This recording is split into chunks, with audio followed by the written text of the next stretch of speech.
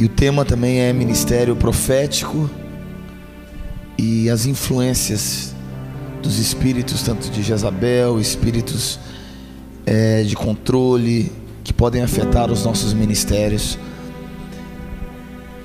E como ficar livre disso, e como olhar para o nosso passado e conseguir ter segurança para seguir adiante. Amém? Primeiro texto, abra comigo, por favor, no livro de 1 Reis. 1 Reis capítulo 18. A gente vai estar voltando em alguns textos, mas 1 Reis capítulo 18, versículo 3 diz: Obadias temia muito ao Senhor,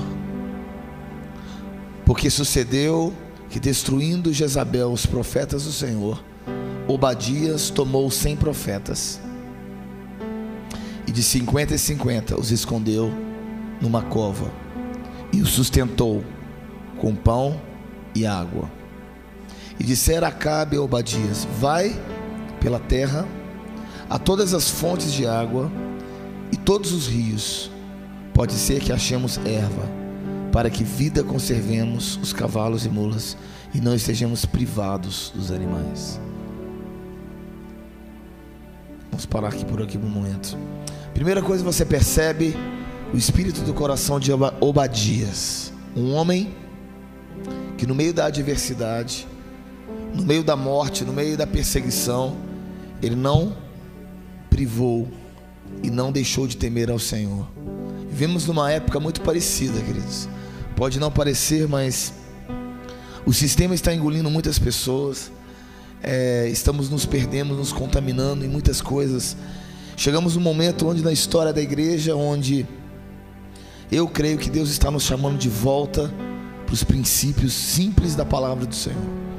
Eu creio de todo o meu coração que Deus está chamando a sua igreja para voltar à simplicidade, a voltar não apenas à simplicidade, mas voltar ao coração puro e simples. Como eu estava orando, crie em nós um coração limpo, restaure em nós o espírito reto, né? Deus conhece o coração de todos os pastores do Brasil, e eu creio que a maioria tem o coração reto na presença do Senhor, de buscar a face do Senhor, não teria aberto mão de tudo o que está vivendo para viver somente uma ilusão. Mas eu creio também que ao longo dessa jornada, como aconteceu com Davi, e pode acontecer com tantos nós, muitos de nós nos perdemos nos nossos próprios caminhos. Muitos de nós ficamos contaminados, como posso dizer, a Babilônia que está aí fora, que é o mundo, e deixamos entrar muito da Babilônia dentro do nosso meio. E quando nós falamos da Babilônia, nós também falamos dos espíritos que atuam junto com ela. Nenhum desses espíritos, eu posso dizer aqui, é matar os profetas, é tentar matar os profetas no meio do seu povo. E no meio de uma situação muito parecida com essa, apareceu aqui Obadias, um homem que temia ao Senhor, um homem que cria num futuro melhor, num futuro maior. E nesse momento aqui, Obadias, ele esconde os profetas. Eu creio que o Senhor nos chamou aqui numa caverna, né? De 50 em 50 ele separou os profetas, porque as coisas grandes que Deus quer fazer não começam com grandes coisas, começa com pequenas coisas que se tornam grandes. Amém? E Obadias representa, queridos, os homens e as mulheres que temem mais a Deus do que as dificuldades. No capítulo 17, você vê algo muito interessante. Você vê no capítulo 16, versículo 29 a 30, diz que Acabe reinou, e quando Acabe reinou, ele tomou por mulher, no versículo 31, a Jezabel, filha de Etabiel, rei dos Sidônios, e serviu a Baal e se encurvou diante deles. Queridos, o espírito de Jezabel, ele funciona da seguinte forma: toda vez que nós somos ausentes, o espírito de Jezabel ele entra é uma potestade. Quando nós falamos de Jezabel, porque na verdade não é uma mulher, é uma potestade. Potestade não é um sexo, potestade é uma potestade de espíritos demoníacos que atua quando há ausência de liderança, quando deixamos de exercer aquilo que Deus nos chamou para exercermos. E mais do que todas as coisas, o Senhor nos chama para nós sermos presentes. Em primeiro lugar, você percebe que Acabe era um homem mau, que não temia o Senhor, que no versículo 33 diz que ele irritou ao Senhor, de tanto que ele deixou os ídolos tomarem conta do seu reino. Em outras palavras, queridos, eu creio que nós vivemos num tempo onde nós temos que ter uma liderança presente. Mas liderança presente não é uma liderança com a força do nosso braço, mas a liderança do coração de Deus, paterna. Anote no seu caderno aí: o Senhor procura líderes que são pais.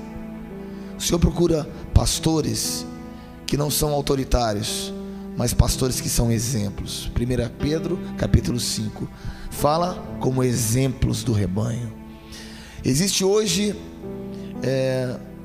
um sentimento de manipulação em muitas pessoas, em muitas igrejas e muitos pastores, porque é mais fácil você controlar um povo que não pensa do que formar filhos que pensam. É mais fácil nós manipularmos pessoas à medida que nós tiramos proveito delas.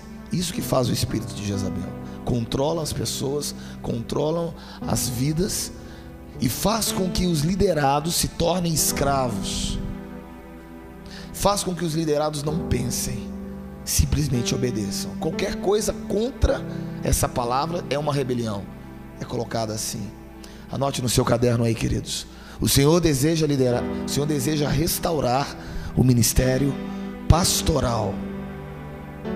E Ele restaura o ministério pastoral, restaurando em primeiro lugar o ministério paternidade. Existem Acabes porque faltam pais. A falta de pais gera ausência, e a ausência gera a insegurança, e a insegurança gera o que? A falta da unção do Senhor, a falta da presença do Senhor, e a falta da presença do Senhor gera a manipulação, e a manipulação gera filhos que não pensam. Gera filhos que não pensam. E todas as vezes, queridos, eu sei que esse é um tema muito complicado, mas eu creio um tema difícil de ser ministrado, pela luta espiritual que é, porque a gente expõe uma potestade. Mas mais do que todas as coisas, nós precisamos entender que Deus deseja gerar pais que gerem filhos, e filhos livres, que pensam, que têm a sua identidade preservada, filhos que têm uma vida com Deus. E para que isso aconteça, nós precisamos ser esses pais. Obadias escondeu os profetas, e na verdade Deus está procurando esses profetas agora. Deus está procurando os pais. Deus está procurando os pais. Então o espírito de Jezabel, ele funciona da seguinte forma: essa potestade, ela funciona tirando em primeiro lugar a paternidade. E quando a paternidade ela é tirada, preste atenção, todo líder que não teve um pai, ele acaba gerando também filhos que não têm pai. E todo líder que não foi um pai e não teve um pai, acaba gerando filhos que não têm pai. Por quê? Ele não sabe de outra forma. Ele não sabe gerar filhos. Então ele gera simplesmente números de pessoas. Queridos, o que Deus quer fazer conosco aqui é arrancar esse espírito do meio das igrejas e trazer de volta os pais. Trazer de volta os pais que geram filhos que pensam. O espírito de Jezabel, a primeira coisa que ele faz é: tudo que está de acordo, que está fora daquilo que foi estabelecido, é considerado como traição. E traição é punido com morte. Aqui no capítulo 16, versículo 33 diz que Acabe fez um bosque de maneira que Acabe fez muito mais para irritar ao Senhor Deus do que todos os reis de Israel que foram antes dele. Em outras palavras, a irritação que ele fez com o Senhor foi porque, em primeiro lugar, os profetas foram mortos, a visão foi retirada, a paternidade foi arrancada. Em terceiro lugar, diz aqui no capítulo 17, seca veio sobre o povo. É isso que resultam ministérios sem a presença do Senhor. Seca, seca e seca. O espírito de Jezabel, ele funciona da seguinte forma: pela ausência de um líder, pela ausência da paternidade. Não é nem só a questão da presença do líder, a ausência da paternidade do líder. Você pode ter um líder autoritário, mas que não é pai. Mas a ausência da paternidade do líder, a ausência de pais que queiram que filhos sejam mais do que eles, a ausência de pais que geram filhos que queiram correr muito mais do que eles estão correndo. A ausência desse coração paternal gera essa potestade, atua tentando matar a voz profética. E quando a voz profética ela é cessada, existe seca sobre uma igreja, existe seca sobre um povo, existe seca. Você pode ter um número enorme de pessoas na sua igreja, mas secas, secas, controladas. O que Deus quer não é controle sobre as pessoas. O controle é exatamente um fruto, o que? Da ausência do Pai. Da ausência do Pai. Tudo começou lá no jardim do Éden. Tudo começou lá. Eva, quando ela pecou, na verdade, ela estava sozinha. Por que ela estava sozinha? Na verdade, o erro começou, na minha opinião, com Adão, porque ele se ausentou. Querido, o maior erro de todas as coisas é nós termos uma liderança ausente, uma liderança que não libera a presença de Deus. E quando nós não cobrimos os nossos liderados com essa unção paternal, com essa unção da presença do Senhor, gera essa insegurança. A insegurança, ela limita a identidade das pessoas. A identidade sendo cortada, não sendo clara, porque é isso que um pai faz. O pai gera a identidade de um filho. O pai gera aquilo que o filho deve gerar, deve ser. E quando não existem pais, não existem identidades. Quando não existem pais, não existe unção. E quando não existem identidades, não existe unção, existe insegurança. Então a única forma de controlar as pessoas é através do controle, da manipulação. É isso que o espírito de Jezabel ele faz. Ele manipula. Temos hoje um enorme contingente de pessoas e igrejas sendo manipulados. Temos hoje um enorme contingente de pastores que não sabem como fazer a não ser agindo na força do braço e controlando as pessoas. É isso que a potestade de Jezabel ela faz. E aqui no capítulo 17 diz que houve seca. Seca. Seca é aquilo que nós menos desejamos aqui. É a falta do Espírito de Deus, porque o Espírito de Deus não atua quando não existe a liberdade. O Espírito de Deus ele se ausenta. Depois nós vamos ver. Marque esse texto aqui, abra comigo lá em Efésios capítulo 4. Você vai perceber algo maravilhoso que o Espírito de Deus nos ensina. Ele nos ensina que sem essa presença maravilhosa do Espírito de Deus,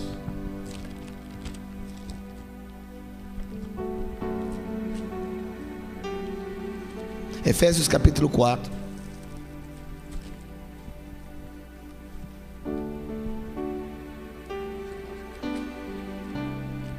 Efésios 4, versículo 1 diz assim: rogo-vos, pois, irmãos,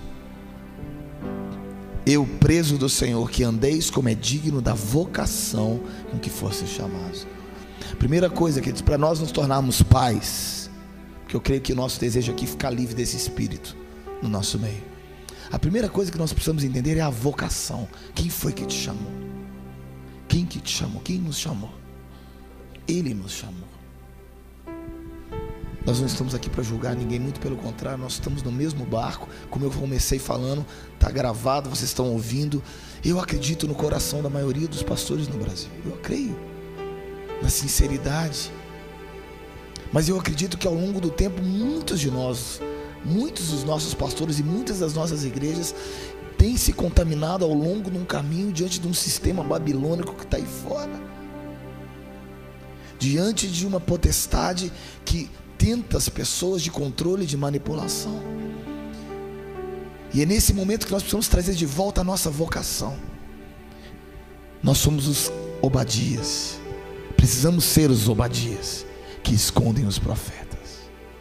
Nós somos chamados para sermos esses Obadias que no meio de todas as coisas escondem os profetas e dizem: olha, eu vou sustentar esses profetas em épocas difíceis, em épocas de seca, em época onde os profetas são mortos. Eu vou esconder esses profetas, vou esconder eles e vou alimentá-los, porque eu sei que uma hora o Senhor vai trazer de volta esses profetas e vai sacudir essa nação. Queridos, Efésios capítulo 4 versículo 1 fala da vocação. Eu quero que nós possamos trazer de volta a vocação sua, a vocação que você foi chamado, aquilo que te fez você largar tudo por amor da causa de Deus.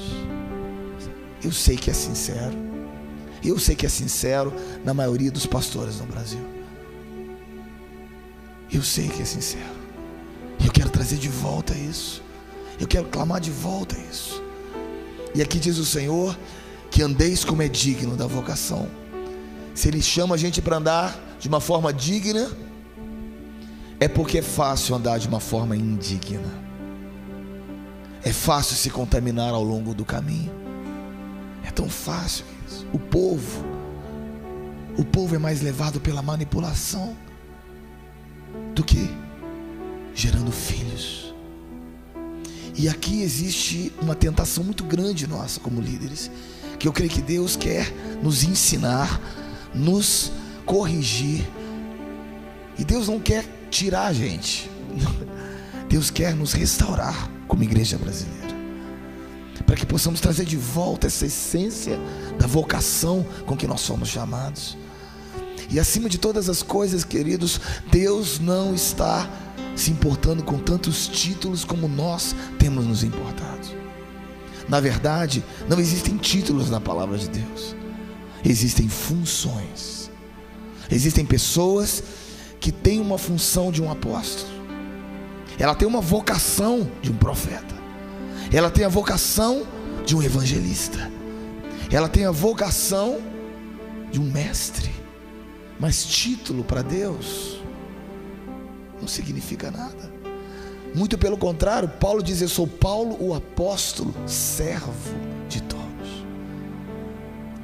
A vocação com que nós estamos sendo chamados, queridos, é uma vocação de servos. Aquele que quer ser o maior, que seja o menor que sirva. E hoje nós estamos perdidos, contaminados, no meio de tantos títulos, no meio de tantas estruturas. As estruturas, elas são necessárias para conter o vinho, que é o vinho novo do Espírito de Deus. Elas são necessárias.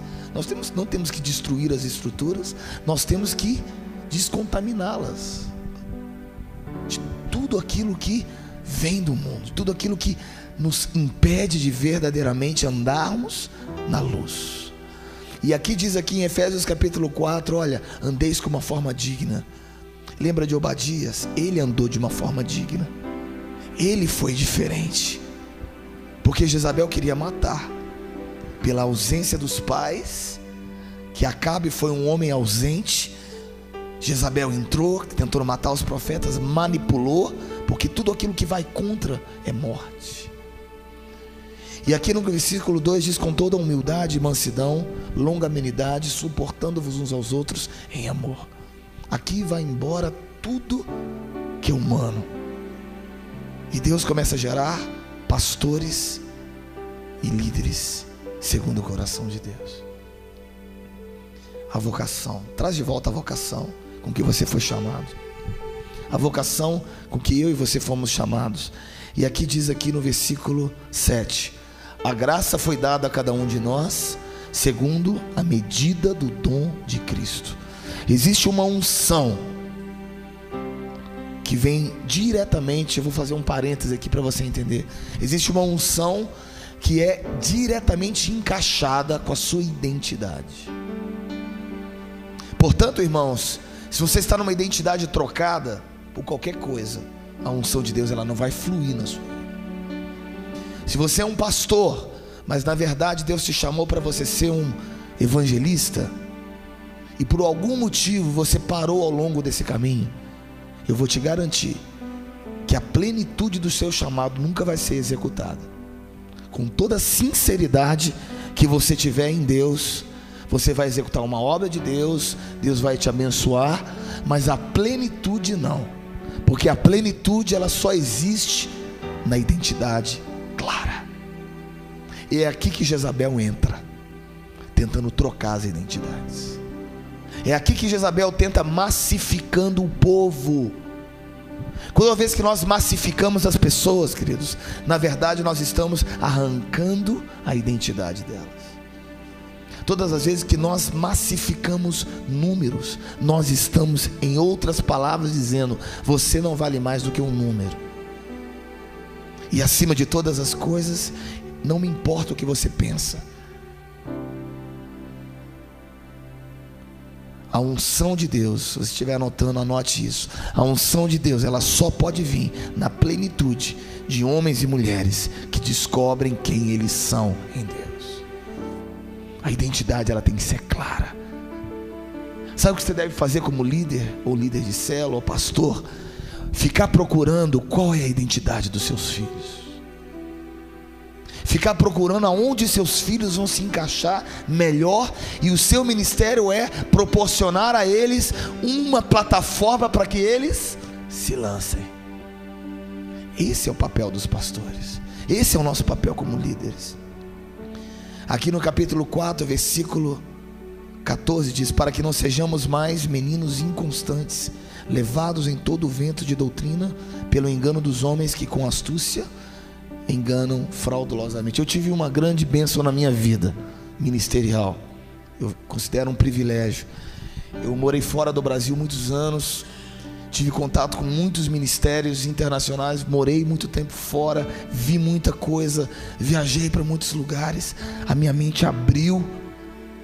Mas quando a gente chega no Brasil e vê tanta onda passando, agora é a onda disso, agora é a onda daquilo, eu fico parando para perguntar: até quando nós vamos ficar nessa? E nós vamos voltar a começar a simplesmente gerar filhos, e dependermos do Espírito de Deus para isso.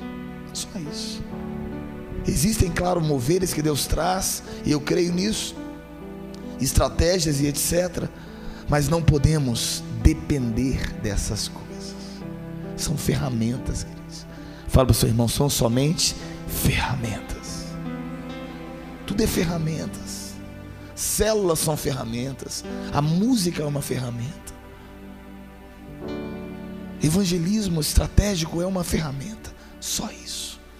Se não tiver a vida do Espírito, não vai valer de nada. Nada. E aqui nós queremos voltar em Efésios capítulo 4, versículo 17. Quando diz assim, Paulo não está falando para pessoas que não são cristãos, mas Paulo está falando para crentes. Paulo está falando para nós, irmãos,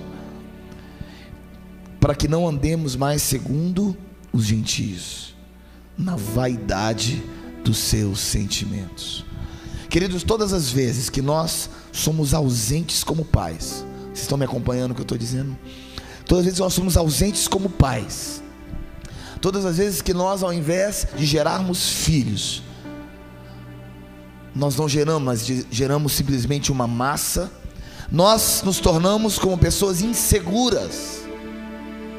E pessoas inseguras geram filhos inseguros. E filhos inseguros e pessoas inseguras não recebem a unção de Deus. E todas as vezes que nós vivemos na vaidade, nós vivemos na competição e nos ciúmes.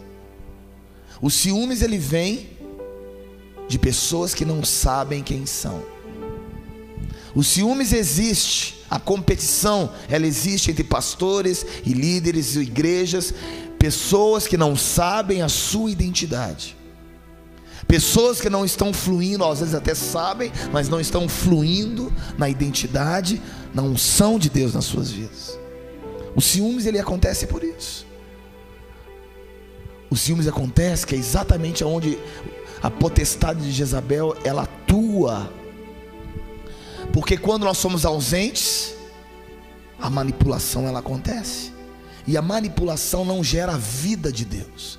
Por mais que você faça, cresça, faça e aconteça, não tem a vida de Deus. E existe uma coisa que eu sei, você sabe, quando é Deus que faz, é quando você faz. Existem situações e obras que você sabe quando você fez, quando foi Deus que fez. E existe um momento na sua vida que pelo menos aconteceu comigo, deve acontecer com todos nós, que você deve repudiar todas as obras que não são de Deus, ainda que haja crescimento, ainda que haja aparente sucesso, porque é aparente, só aparente. Aqui Deus fala, olha, no capítulo 4, versículo 17, vaidade. Jezabel atua, a potestade de Jezabel atua trazendo vaidade.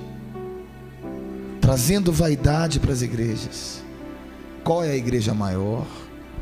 Qual é a igreja de projeção? Quem vai fazer mais? No meu caso, ministérios de música, quais são aqueles que estão mais em evidência? É aí que atua. Aí que nós temos que entender isso e ficar fora, queridos. Sermos descontaminados de tudo isso. E ele continua dizendo assim, olha, a insegurança gera competição.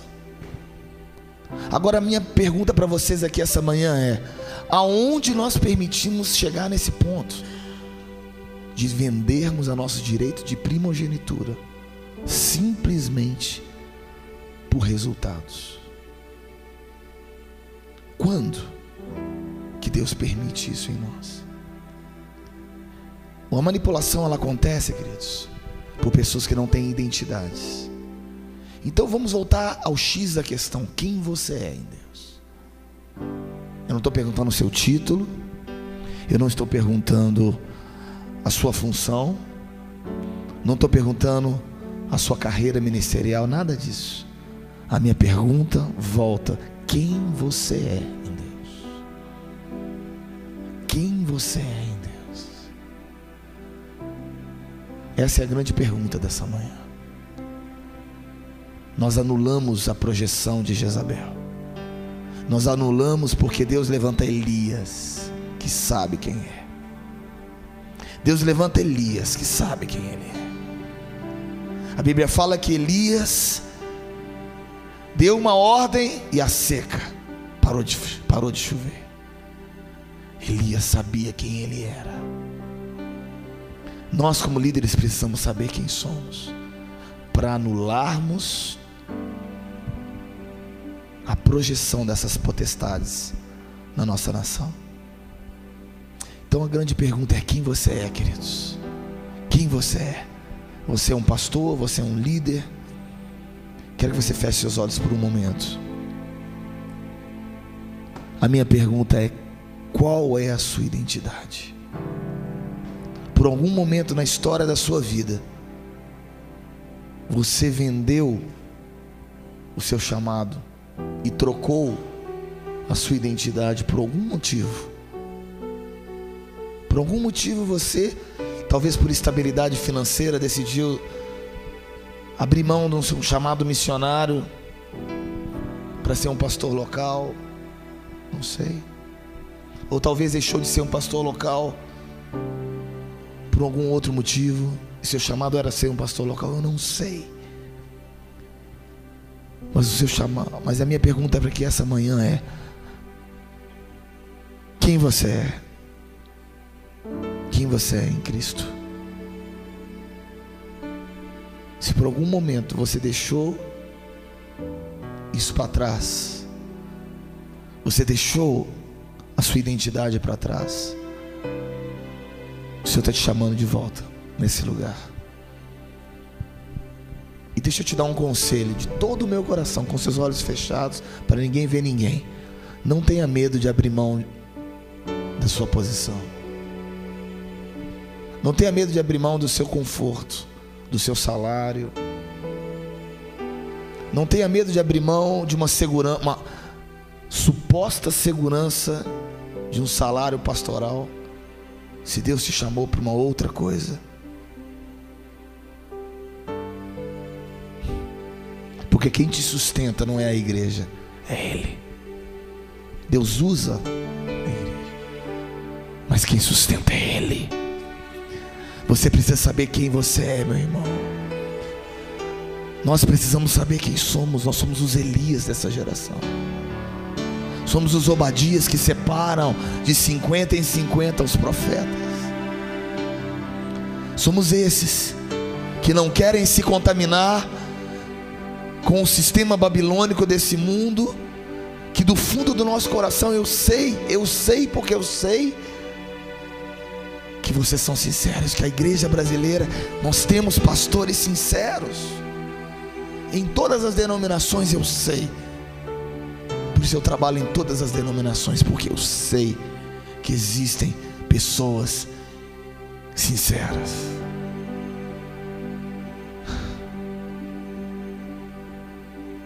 Mas que ao longo de se contaminaram, perderam a identidade, perderam o foco. E aqui é o momento que Deus quer te chamar de volta para o foco. Em primeiro lugar, para a essência. Caso contrário, queridos, olha aqui para mim, nós eternamente vamos continuar a competirmos uns com os outros. A competição é um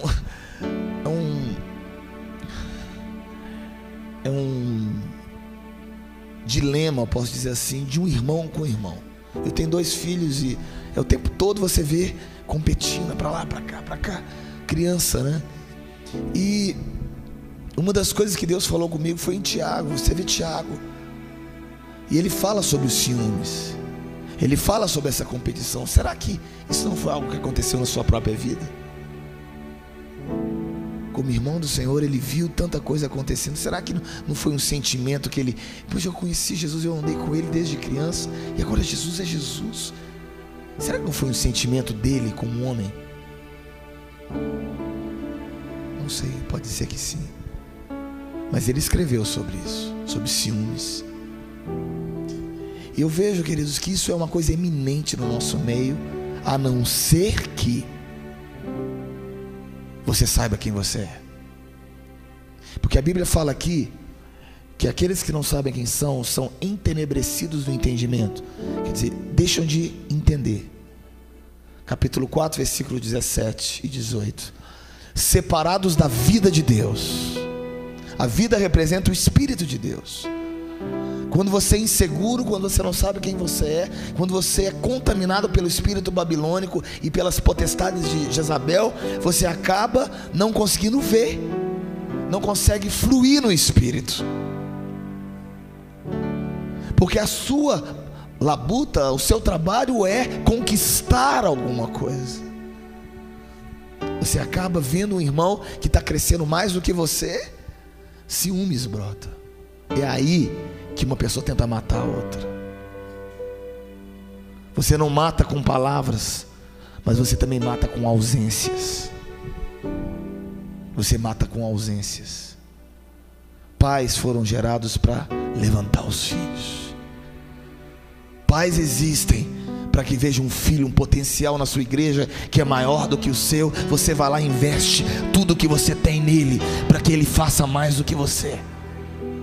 Sem se importar, querido, não estou nem aí se um dia ele vai tomar meu lugar ou vai ser maior do que eu. Que glória a Deus, que seja. Que seja. mas nos tornamos territoriais por medo. E essa insegurança nós temos que arrancar. É uma coisa que todos nós passamos por isso. Mas aqui, o Espírito de Deus nos dá as dicas de como ficar livre dessas coisas. Primeiro ponto: tenha a convicção de Elias.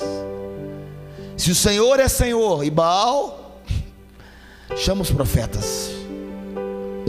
Faz o confronto na sua vida. Foi o que ele fez. Volta lá. Foi o que ele fez. 1 Reis, ele disse assim, capítulo 18. Ele se aparece novamente diante de Acabe, dizendo que... E Elias foi mostrar-se a Acabe, e a fome era extrema em Samaria. No capítulo 18, versículo 22, Elias disse ao povo: eu só fiquei por profeta do Senhor, e os profetas de Baal são 450 homens. Aí ele começou a achar que ele estava sozinho, mas aí ele viu que não estava sozinho. Aí ele manda chamar os deuses, versículo 24, os ídolos. Então invoquei o nome do vosso Deus e invoquei o nome do Senhor, e há de ser que o Deus que responder por fogo será Deus. Agora eu quero te chamar à existência o seu chamado aqui. Aquilo que for o seu chamado vai responder com fogo. Aquilo que for verdadeiramente a sua vocação, tira de lado os seus títulos, tira de lado os seus momentos, tira de lado as suas estratégias, tira de lado os seus territórios, e você vai falar assim: Senhor, aquilo que é a minha vocação vai responder com fogo. Vai responder com fogo. É isso que nós devemos fazer. Prova teu chamado, prova a tua vocação, prova a sua identidade, prova aquilo que você é. Prova.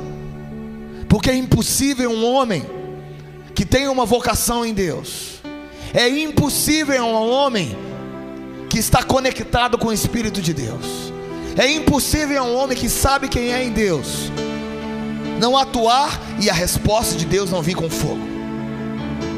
É impossível, é impossível, é impossível.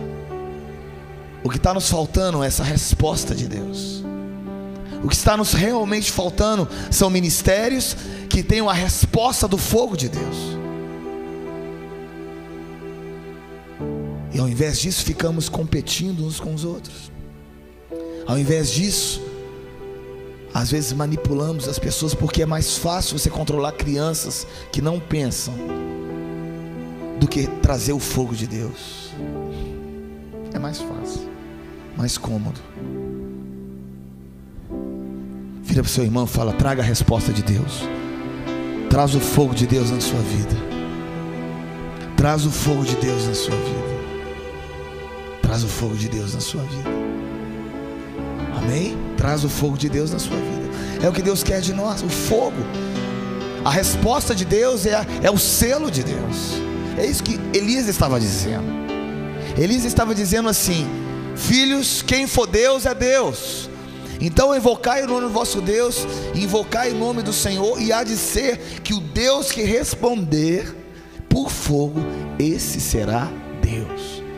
A sua vocação, aquela que responder com fogo, aquela que responder com paixão, aquela que responder com filhos, aquela que responder com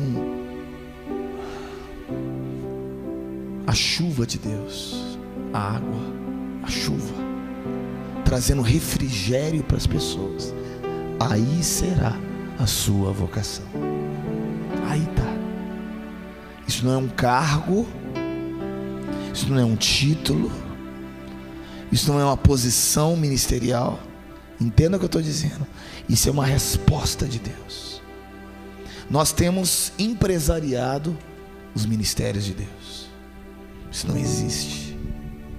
Vocação é vocação, chamado é chamado, é inegociável. Você pode me oferecer $1 milhão para mim, eu não troco aquilo que Deus faz através da minha vida pode me oferecer um cargo político, ministerial, pode me oferecer, faz o teste. Eu não quero. Eu não quero. Eu não quero. Se eu abrir mão do fogo de Deus na minha vida, se eu abrir mão do meu chamado, se eu abrir mão da resposta de Deus para a vida das pessoas, eu estou vendendo aquilo que eu tenho. Eu não quero. Já me ofereceram muita coisa e eu não quero. É eu que não quero. Porque não é porque está errado, é porque não é para mim. Não é que está errado, é porque para mim é outra coisa. Para mim é outra coisa. A minha resposta de Deus é outra coisa. Você tem que ter essa coragem, queridos. Você tem que ter essa ousadia. Você tem que ter essa intrepidez. Você tem que ter. Eu não sei, comigo foi um pouco diferente. Como eu sei que são muitos dos pastores aqui da IBC também. Eu tinha um chamado, eu tinha um trabalho, eu tinha uma empresa de engenharia aqui em Belo Horizonte. Eu trabalhava, sofri porque eu tinha um chamado de Deus e eu sabia a hora que Deus ia me lançar, mas Deus falava: não é o tempo, não é o momento, não é a hora, não chegou o momento. E fala: Deus, mas eu quero ir. Deus falou: não, espera. Fala: Senhor, eu vou. E na hora que eu queria ir, Deus falava: não. Aí eu falei: então tá bom. Aí Deus me mostrou. Eu abri uma empresa de engenharia e comecei a trabalhar lá no Buritis. Naquela época, há 15 anos atrás, ali não era nada. E Deus começou a me mostrar. Deus me mostrava os lotes. Era uma coisa incrível. Eu orava, Deus me mostra. Eu comprava, uma semana depois triplicava de preço. Eu falei: Deus, o que é isso? A minha mão está sobre a sua vida. Eu falei: Senhor, que loucura. Eu chamava uns amigos, irmãos da igreja. Nós começamos a construir prédios e começamos um após o outro. E naquela época foi o maior boom imobiliário na época. Ainda é até hoje, né? Mas hoje já é um bairro desenvolvido. Mas na época foi considerado talvez a maior desenvolvimento na América Latina, de tantas construções que tinha. E a gente envolvido nisso, e eu orava, e Deus me mostrava, eu orava, abençoamos muitos irmãos, porque foi tudo feito através de irmãos. O meu sócio era um pastor também. Trabalhamos, até a hora, foram 5 anos que eu comecei a gostar da coisa. Agora tá bom, viajava todo ano, tinha meu dinheirinho, né? Me ligava, e fazia as coisas de Deus, porque eu sempre conectado com as coisas de Deus. Me ligavam: olha, tem aqui uma campanha missionária na Alemanha, você pode vir? Tranquilo. Vou embora. Pegava o avião e ia. Você pode vir para os Estados Unidos aqui, trabalhar com David Wilkerson aqui na Desafio Jovem em Nova York. Estão precisando de pessoas que falam inglês, que estão. Você pode vir? Posso, vou. Só pegar o telefone. Tava bom, muito bom. Aí eu peguei um avião, fomos para a Europa uma vez. Me ligaram, me convidando para fazer parte de um trabalho de intercessão na Alemanha e em alguns outros países, na Inglaterra. Aí eu fui com uma equipe de pessoas tempo integral. Quando eu cheguei lá, primeiro, um ano antes, Deus havia me levado no lugar que Ele me chamou, no Texas. Eu morei no Texas mais de um ano, quase um ano, e ali Deus me chamou para o meu chamado, a minha vocação. Eu havia entregado a minha vida para o Senhor pouco tempo antes e fui trabalhar no Texas. Eu fui estudar missões no Texas.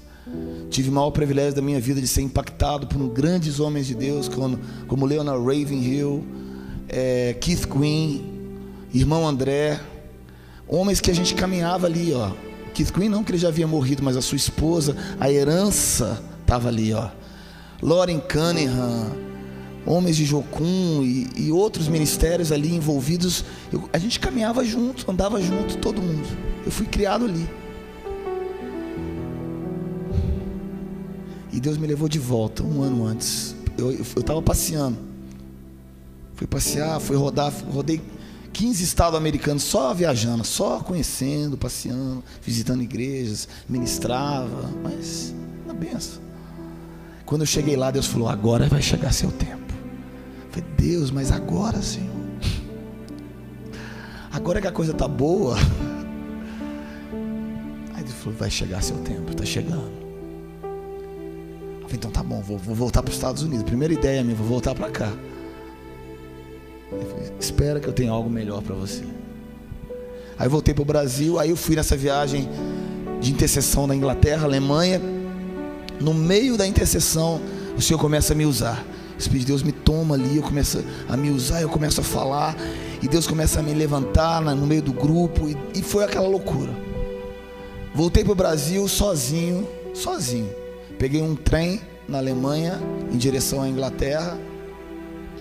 E naquele trem eu evangelizava, todo mundo que eu evangelizava caía no poder de Deus, chorava, e eu estava ali evangelizando. E Deus falou: agora está chegando o seu tempo. Por muito tempo você quis. Existe um tempo que Deus te estabelece, que chama, mas existe um momento que Ele te estabelece. A sua vocação é essa. E não venda teu chamado. Não venda teu chamado. Quando eu cheguei no Brasil, já liguei direto pro meu sócio. Falei: olha, dentro de 6 meses nós vamos terminar algumas obras, vamos estar num processo, eu vou passar tudo que eu tenho para você e eu vou embora para os Estados Unidos, que a minha ideia de ministério era lá, não era aqui. E aí eu vou. Faltava um mês antes do meu contrato acabar, do meu ministério começar, de eu pegar meu avião. Eu tinha vários apartamentos, eu tinha montado toda uma estrutura para mim, né? Assim, para eu poder ir financeiramente estável. Um mês antes o telefone toca. Eu pego o telefone, o que aconteceu? Mais de 5 anos de obra, nunca aconteceu nada. O telefone nos toca, fala: corre numa obra que aconteceu um negócio. Peguei o carro, fui. Quando cheguei lá, um pastor amigo nosso, que dirigia uma das nossas obras, o elevador caiu do 5º andar, soltou um pino e ele morreu. E eu olhei ali e falei: Deus, eu não estou acreditando. Por que isso? Por que isso? Aí eu voltei chorando para casa, para um lugar por ele, né? Pela família dele. Tudo que ia acontecer depois, todos os meus planos foram por água abaixo. E Deus falou comigo assim: se o grão de trigo caindo na terra não morrer, fica ele só. Mas se ele morrer, ele produz muitos frutos. Essa morte vai produzir muita vida na vida de pessoas. E ali naquele meio daquilo tudo, a gente envolvido com todo um processo para até provar. Nós havíamos terceirizado a empresa de elevador, até provar o que realmente havia acontecido. Foi um acidente, né? Eles foram responsabilizados, mas nós também fomos. Tivemos que dar uma indenização enorme. Perdi muita coisa do que eu tinha, e toda a minha estrutura Deus puxou meu tapete. E no meio de tudo aquilo, Deus falou assim comigo: Ricardo, você não tem um respaldo de uma igreja local. Eu tinha uma igreja local, mas eu não respaldo financeiro de uma igreja local. Você não tem nada, muito pelo contrário, hoje você tem dívidas e problemas. Na verdade eu não tinha dívidas, eu perdi bens ao longo de 6 meses. Você pode voltar para trás e dizer assim: não chegou o tempo ainda, vou construir mais um pouquinho meu tempo, depois eu volto para o meu ministério, né? Para saber exatamente. Ou você pode pular no seu destino, porque o seu momento é agora. Depois eu vou até te abençoar, mas agora eu vou selar você com o meu Espírito Santo. Eu olhei tudo aquilo, queridos. Foi pouco antes de eu casar, então sozinho, entrei no meu apartamento, morava sozinho. Entrei no meu apartamento, chorei aquela noite toda. Chorei porque eu estava sozinho, tinha terminado o noivado. Chorei porque eu tinha naquele momento ali, eu não sabia o que fazer. Chorei porque os meus planos de ir para os Estados Unidos foram embora, que eu tinha que ficar no Brasil. Chorei porque eu não sabia o que fazer. E chorei porque Deus estava mandando eu ir, não voltar para trás. Eu não sabia o que fazer. Aí eu entendi que chamados são gerados pela dor. Chamados são gerados esticando as pessoas. Os verdadeiros chamados do Senhor, Elias foi esticado. Olha Elias, ele estava ali, grande profeta, né, matou os profetas de Baal. Logo depois Jezabel vai lá e manda uma mensagem para ele dizendo que vai matá-lo. Ele se esconde numa caverna. Deus esticando Elias. Somos homens comuns, só com um chamado diferenciado. Daquilo tudo, queridos, eu entrei num lugar, eu entrei numa escola naquela época de intercessão. E naquela escola, o pastor, naquele dia, ele disse assim: olha, estava acontecendo em Belo Horizonte um treinamento, e aquele pastor um dia falou assim: olha, você vai sair, e no momento que você entrar, você vai deixar todos os seus problemas do lado de fora. Vamos fazer um ato profético. Quando você entrar, você vai deixar tudo para lá. Naquele momento eu lembro que Deus me colocou essa escolha: a escolha do bom e a escolha do melhor. Eu creio que é a mesma escolha que Deus quer fazer com você. Existe o bom, mas existe o melhor. Bom é um chamado, melhor é a resposta de Deus. Eu entrei, chorei muito, mas eu falei: Senhor, eu não vou voltar atrás. Meu sócio falou assim: você está ficando louco? Você está ficando doido? Minha família achando que eu era maluco, doido. Eu peguei minhas coisas e falei assim: eu não vou voltar atrás. Fiel é o que me chamou, e fiel é aquele que vai me sustentar. Não preciso de homens, não preciso de vidas, não preciso nem de uma estrutura. Se Deus me chamou, Ele vai me sustentar. Eu me lembro que 2 meses depois, no meio de tudo aquilo, Deus me deu uma visão. Uma paixão queimou no meu coração. Nós pegamos jovens, eram umas 40 pessoas, para fazer um impacto evangelístico nas Olimpíadas de Atlanta, nos Estados Unidos. E eu peguei jovens de todo o Brasil, falei: vamos passar 15 dias nas ruas falando de Jesus. Vamos. Pegamos as nossas coisas.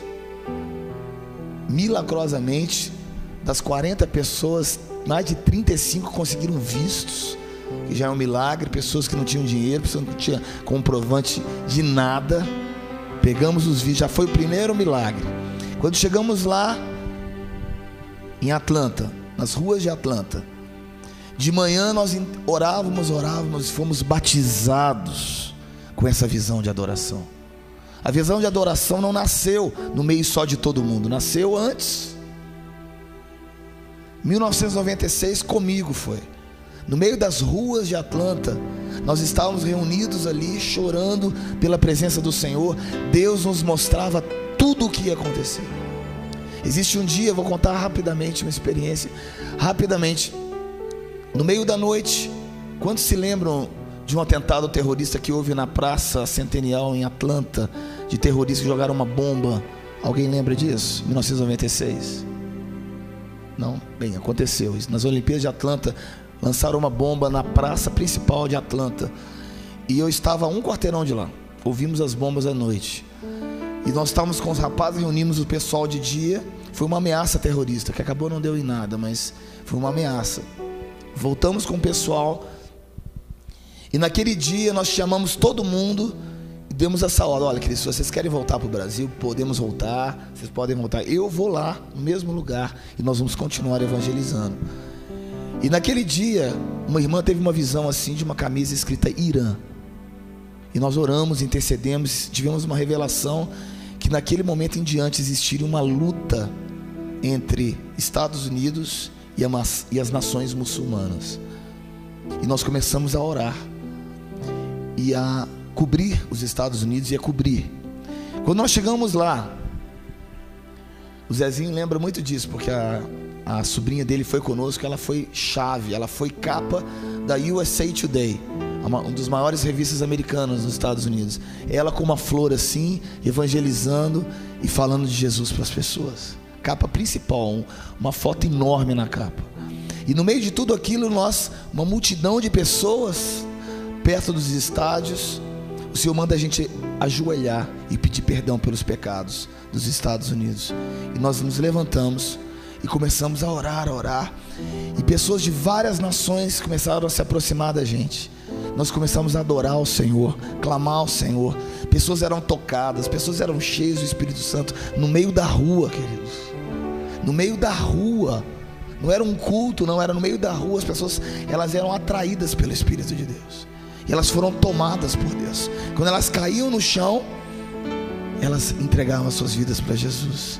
Foi aí que mais de 5 televisões do mundo inteiro se reuniram, tentando registrar o que estava acontecendo, que era uma multidão de pessoas. Foi aí que eles tiraram a foto. Tiraram a foto do USA Today dessa menina, que era uma das meninas da equipe, que é a Márcia, que é a sobrinha do Zezinho. E aí, quando aconteceu isso, nós já estávamos fechando, pessoas tinham sido tocadas, o poder de Deus havia caído. Naquele momento, chegam 4 rapazes. Quando eles se aproximam de nós, muçulmanos, quando eles chegam perto de nós, eu perguntei: de onde vocês são? Eles falaram assim: nós somos do Irã. Na mesma hora Deus me lembrou aquilo que Ele havia falado com a gente de manhã, naquele dia de manhã. E eu falei assim com eles: nós só estávamos aqui esperando vocês chegarem. Quando eu falei isso, queridos, o poder de Deus caiu sobre eles. E eles entregaram as suas vidas para Jesus. Muçulmanos entregaram as suas vidas para Jesus. Muçulmanos. Dali para frente foi uma experiência após a outra. Foi ali nas praças de Atlanta que Deus me deu um chamado para clamar pelas nações da terra. Voltamos para o Brasil incendiados pelo Espírito de Deus. Pegava fogo, o avião pegava fogo. Íamos, ali nasceu a visão de Cuba, ali nasceu a visão das nações, as visões de adoração. Nasceu ali a visão da música, da adoração, de impactar essa geração. Foi tudo nasceu ali, no coração, na praça de Atlanta. Eu sempre brinco que o chamado não é para o Brasil só, é para as nações da terra. Porque nasceu fora, porque é para fora. E quando nós voltamos para o Brasil, Deus me falou: Ricardo, lembra? O grão de trigo caindo na terra, se ele não morrer, ele fica só. Mas se ele morrer, ele produz muitos frutos. Muitos frutos.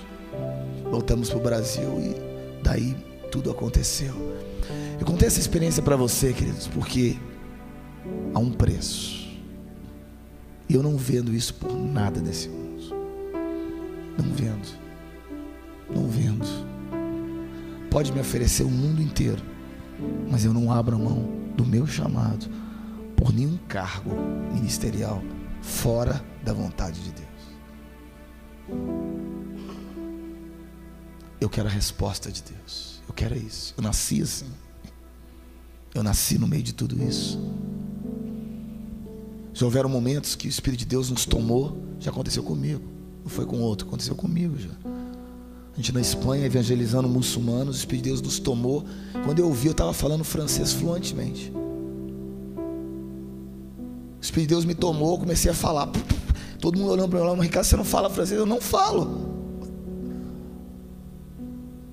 O rapaz que era da Argélia, se não me engano, ficou do meu lado assim: o que está acontecendo? Eu falei: não sei, Espírito de Deus. Espírito de Deus. Eu me lembro que eu trouxe uma palavra para ele, que ele voltaria para a Argélia, seria um missionário. Muçulmanos se convertendo instantaneamente. Um clique. Eu não estou contando isso porque isso não tem nada de mim. Isso é só a resposta de Deus, de um ato de obediência. Só isso. É a resposta de Deus de um ato de obediência. É por isso que eu não troco isso. Por isso que eu não vendo isso. Porque eu sei o preço que eu já paguei. Eu já paguei um preço. Eu não vou abrir mão dele. Queridos, nós podemos viver num ministério sob a influência de Jezabel. Podemos viver num ministério sob a influência de uma manipulação. Ou nós podemos nos tornar Elias, ou Obadias, que escondem os seus profetas. Aí nasceu a escola do clamor, né? Que nada mais é do que o ministério Obadias, um lugar de esconder os profetas, um lugar de trazer aqui, ó, vem, você é livre, vem, você é livre, livre para você ser tocado pelo Espírito de Deus, livre para você pensar aquilo que você quiser pensar, livre para você gerar aquilo que tem que ser gerado no Espírito de Deus. Você é livre, totalmente livre, para você deixar Deus fluir através de você. Livre, completamente livre, não sem desordem, mas pela ordem do Espírito. Como disse o Zezinho ontem, às vezes nós pensamos que nós temos mais controle do que Deus, nós somos melhores do que Deus. Nós esquecemos que quando nós entregamos para Ele, Ele faz muito melhor. Eu nunca, em todo o esforço humano, poderia chegar onde nós temos chegado, em termos de impacto de nação, tocar nações da terra na força do meu braço. É impossível, impossível, impossível. E acima de todas as coisas, eu sei que eu não tenho nada. Eu sei que eu não sou nada. Eu não sou nada. Se Deus abrir meu coração, eu vou ser aqui igual Davi. Eu choro. Deus sabe das minhas incapacidades, Deus sabe das minhas dificuldades, Deus sabe das minhas lutas, mas Deus sabe da minha paixão. Deus conhece a minha paixão, a resposta do fogo de Deus na minha vida. E eu quero que você seja abençoado essa manhã, que existe os Obadias. Existem aqueles que não se dobraram a um sistema babilônico. Existem aqueles que não querem manipular o povo para tirar proveito dos outros. Existem ainda aqueles que são sinceros, como eu creio que nós temos uma igreja sincera, mas eu creio que nós temos uma igreja contaminada. Então a única coisa que Deus quer é descontaminar. Descontaminar. Hoje é dia, me ajudem. Aqui a gente perde noção de dia, né? Dia 12, dia 1º de agosto. Para quem não sabe, dia 9 de julho, nós gravamos um DVD lá na Batista Central, falando sobre o amor de Deus, a presença de Deus. Foi algo tremendo. E Deus mandou eu convidar a Ana. Nós somos muito amigos desde essa época, porque logo depois que aconteceu tudo isso, voltamos para o Brasil. E o Dan, que vai estar aqui sexta-feira, que é um grande profeta de Deus nessa nação, e ele me convidou para ser um dos seus tradutores na época, 1997, um ano depois. E eu comecei a andar com ele. Aí eu fui ser membro lá da Igreja Batista de Contagem, junto com o pastor Cirilo, David. Começamos a gerar filha. A Heloísa Rosa é minha filha na fé, e tantos outros adoradores que começaram a ser gerados ali no meio de tudo isso, dessa liberdade do Espírito. Tudo isso nasceu ali. Em 1999, Deus coloca no coração da Ana e meu, nós fizemos o primeiro Som da Chuva, junto com a Marte que fez, mas a gente juntou todo mundo, fizemos um Nas Alturas e logo depois um Som da Chuva. E naquele dia Deus lembrou dos poços de avivamentos que existiam em Belo Horizonte. Aquilo que o Zezinho não contou para vocês, mas foi o pai dele que gerou esse avivamento, José Rego do Nascimento, um deles, mas o principal que gerou uma renovação carismática em todas as igrejas batistas, e batismo realmente do Espírito Santo. Foi algo muito, do poder do Espírito Santo. E Deus me lembrou isso. A Lagoinha nasceu disso, né? E Deus nos lembrou disso. Eu chamei a Ana: Ana, vamos trazer de volta os poços de avivamento que estão enterrados aqui na Lagoinha, estão enterrados em Belo Horizonte. Vamos. Ela: vamos fazer isso, né? Ela era menina ainda na época, mas Deus começando a fazer tudo. Nós chamamos todo mundo. Foi David, Cirilo, foi Judson, eu, Danduque, Ana Paula, foi todo mundo ali. Foi algo maravilhoso que Deus fez. Maravilhoso. Uma época inesquecível. Como disse o Zezinho, talvez não tenha sido um avivamento, mas foi um grande despertamento de adoração, que repercutiu na nação em termos de adoração.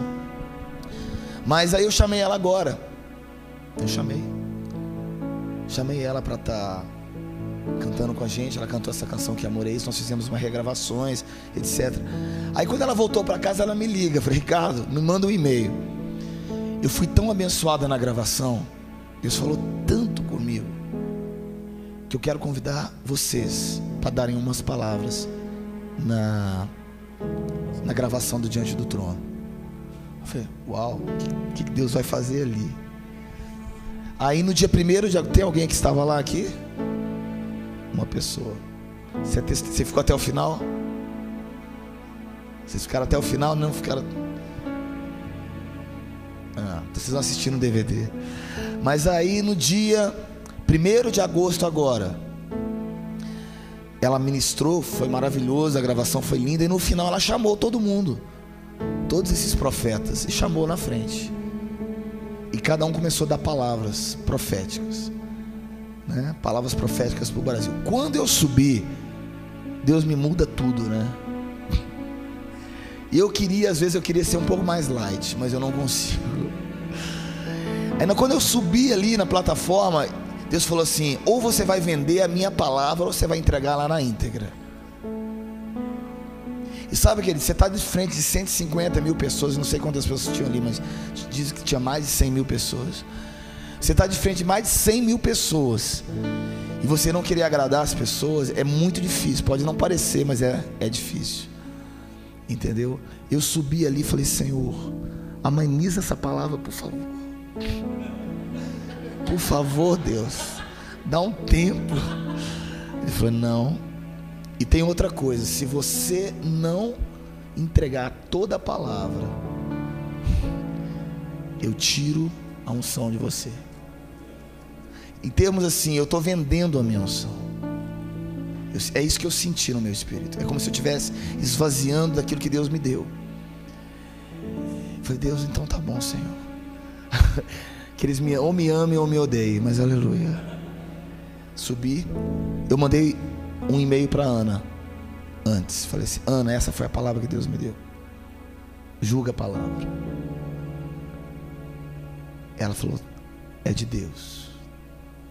Vamos embora. Subimos lá em cima. Ela chamou algumas pessoas, deram umas palavras. Quando eu subi, Deus me deu uma palavra assim: que a glória da segunda casa seria maior do que a primeira, não pelas estruturas, mas porque Jesus ia pisar nela. E que não era pela força do braço do homem, mas pelo Espírito de Deus. E aí comecei a falar que Deus queria quebrar as estruturas do homem para trazer as estruturas de Deus. Deus queria quebrar toda a mão do homem sobre as nossas igrejas para trazer as estruturas do Espírito de Deus. Aí foi, daí para frente, o Espírito de Deus começou a falar que o novo mover que ia vir seria um mover onde... Aí foi muito mais coisa que eu não me lembro mais. Depois no DVD vocês veem. Mas aí Deus começou a falar sobre esse próximo mover. Deus tinha que arrancar das nossas mãos o controle para que nós pudéssemos experimentar as curas, os milagres, os toques, que enquanto estiver na mão do homem nós não vamos experimentar isso. Não tem jeito. Mas na hora que nós soltarmos, é a mesma palavra, nós vamos ver os cegos ver, os surdos ouvir, os coxos andarem, e nós vamos ver coisas que o homem jamais viu. Mas nós precisamos andar sobre as águas. E por aí foi, tem mais coisa que eu não me lembro. Quando eu saí dali, essa potestade me atacou. Essa potestade me atacou.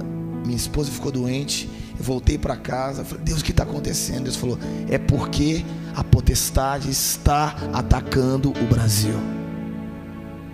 Essa potestade de controle tem atacado o Brasil. E nós confrontamos de cara. Quantas milhares e milhões de pessoas podem assistir uma palavra dessa? Uma palavra, um versículo talvez, de uma resposta de Deus, uma obediência. Eu preferia ter tido mais, mas a verdade é essa. Aí Deus falou comigo: é isso que eu quero. Naquela hora, sabe o que Deus falou comigo? Ele falou assim: olha, na minha mente veio assim: pronto, acabou tudo, acabou o ministério, acabou tudo. Aí eu falei: Senhor, eu prefiro voltar a trabalhar, porque eu não tenho vergonha de trabalhar, eu não tenho medo de trabalhar, gosto de trabalhar, tenho uma profissão, tenho uma ideia, não tem problema, eu volto a trabalhar, mas eu não vendo a minha palavra.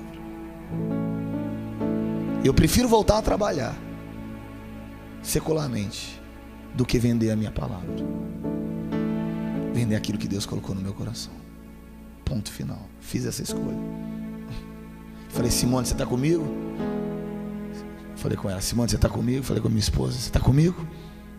Ela falou: estamos como família, estamos. Não vendemos o que Deus nos deu, mesmo que eu tenha que correr atrás de outras coisas. Ponto final. Porque eu sei que Elias foi sustentado pelos corvos, à beira de um rio, de um riacho. Quem me sustenta é o Senhor. E chega uma hora que você precisa entender isso, queridos. Quem te sustenta são os corvos. Pode ser uma igreja, pode ser um ministério, pode ser um CD. Deus pode usar qualquer coisa. Ele usa essas coisas para me abençoar. Mas são corvos, são um sustento. Quem traz é Ele, quem faz é Ele. Abra comigo em 2 Reis pra gente. Uau! Eu queria completar essa palavra.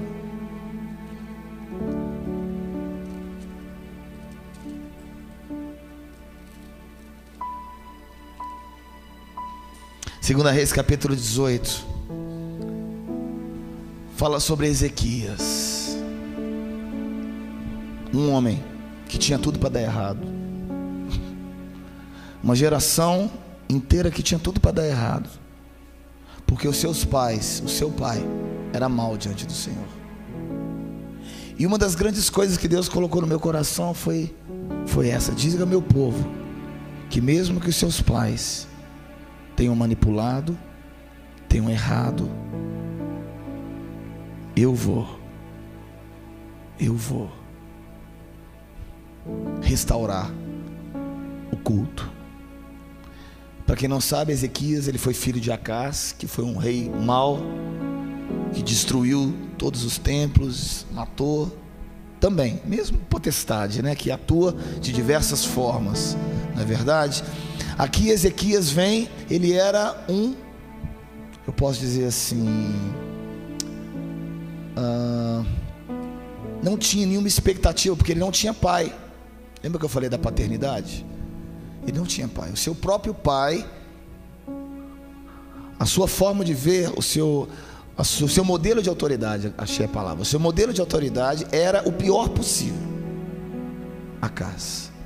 Mas aconteceu algo no coração de Ezequias que me chama muita atenção, que eu quero terminar com essa palavra.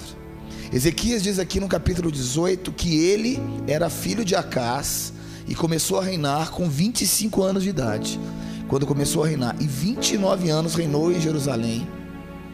E ele fez o que era reto aos olhos do Senhor, conforme tudo que fizera Davi. O quê? Mas o pai dele não era Acás? O que aconteceu? Simples. O nosso passado não determina o nosso futuro. Você pode ter tido modelos de autoridade errados, que Deus traz para você pais espirituais. Nesse momento aqui, queridos, Ezequias, ele olhou e viu Acás, mas na verdade ele lembrou de Davi, e ele adotou Davi como seu pai. Ele adotou e abraçou a herança de Davi na sua vida.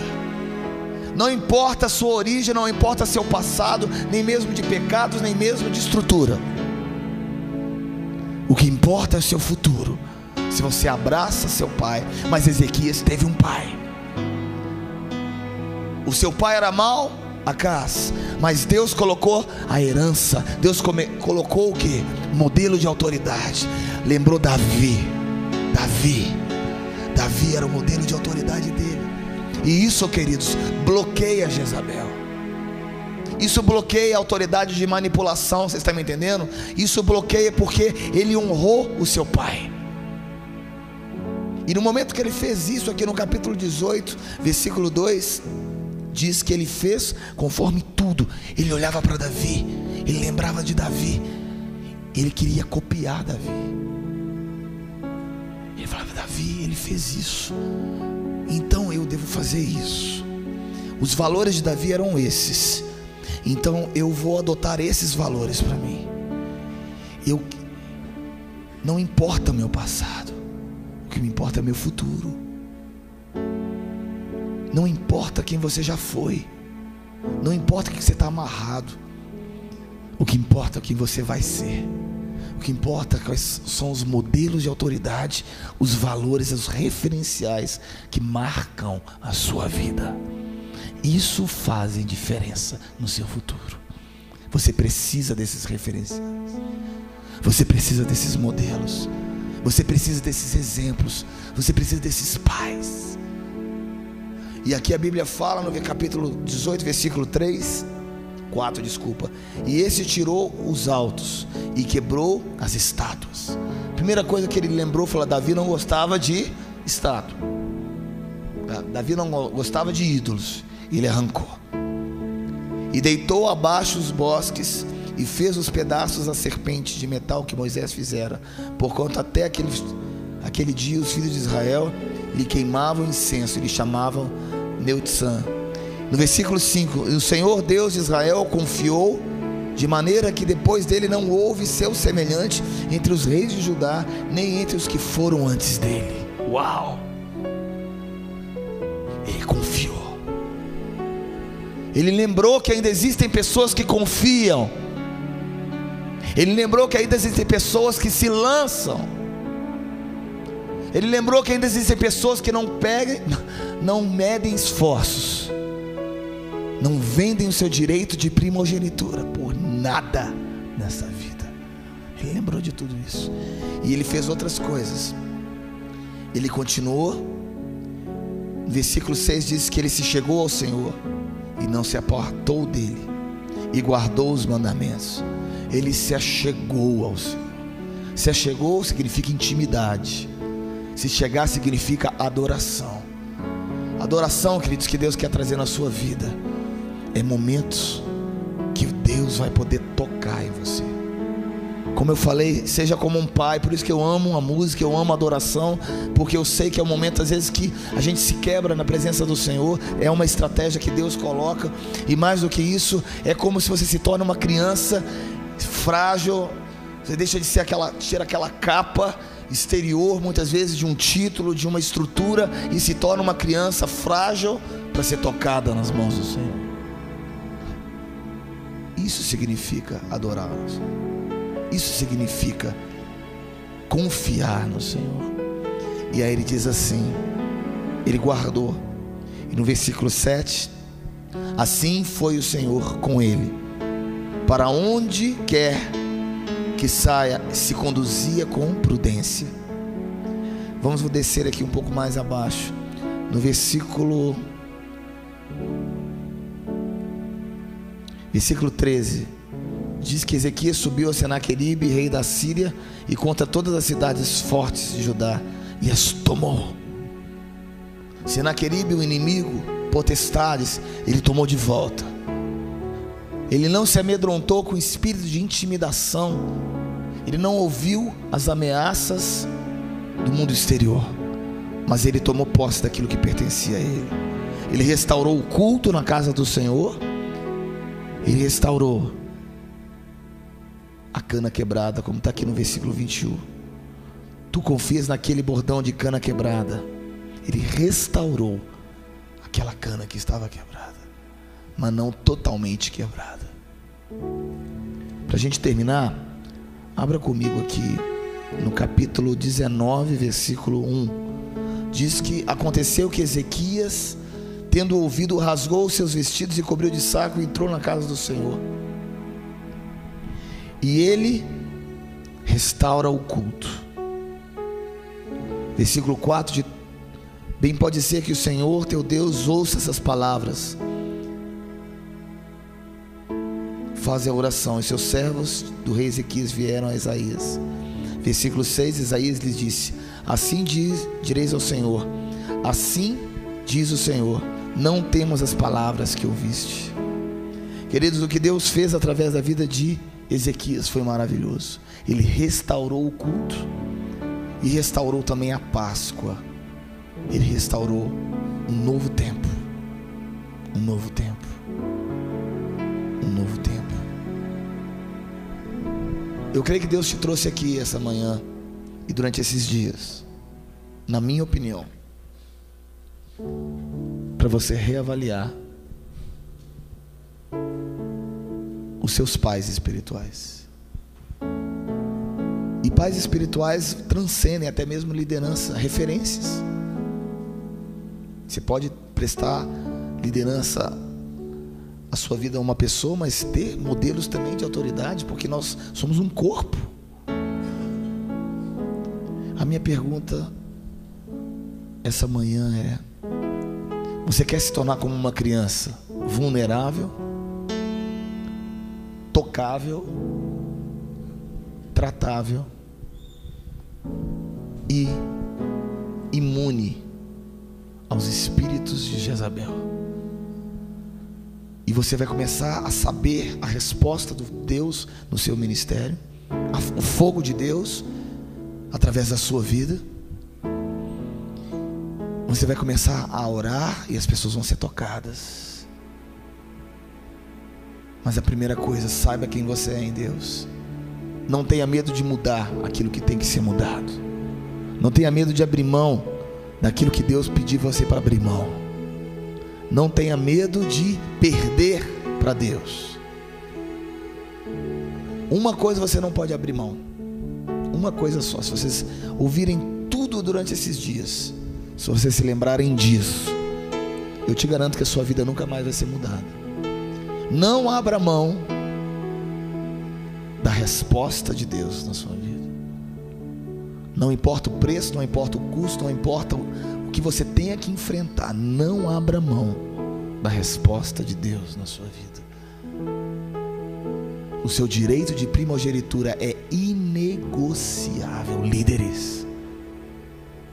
Seu direito de viver a sua vida intensa para Deus é inegociável.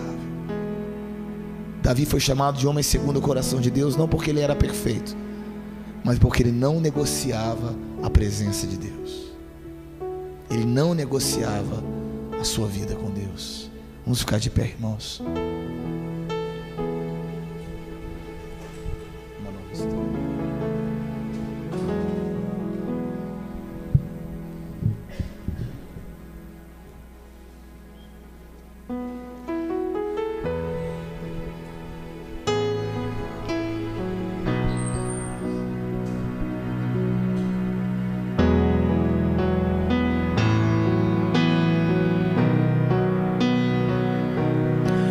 Uma nova história Deus tem para mim. Um novo tempo Deus tem para mim. Tudo aquilo que perdido foi, ouvirei de sua boca, te abençoarei.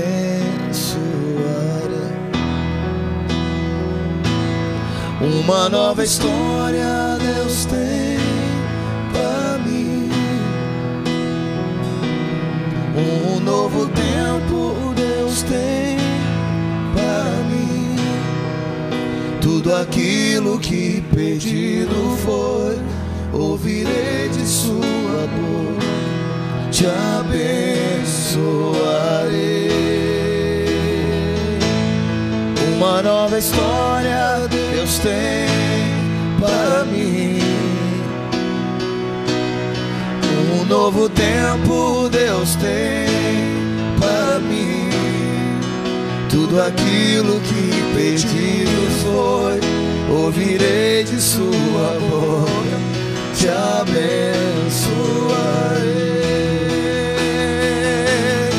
Uma nova história Deus tem para mim. Novo tempo, um novo tempo Deus tem para mim. Tudo aquilo que pedido foi, ouvirei de sua boca, te abençoarei.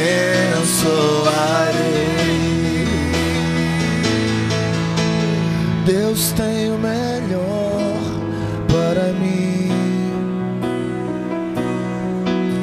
e Deus tem o melhor para mim. E o que perdido foi, não se compara ao que há de vir. Deus tem o melhor pra mim, e Deus tem o melhor pra mim. E o que perdido foi, não se compara ao que há de vir. Deus tem o melhor para mim. Ele tem. Deus tem o melhor para mim.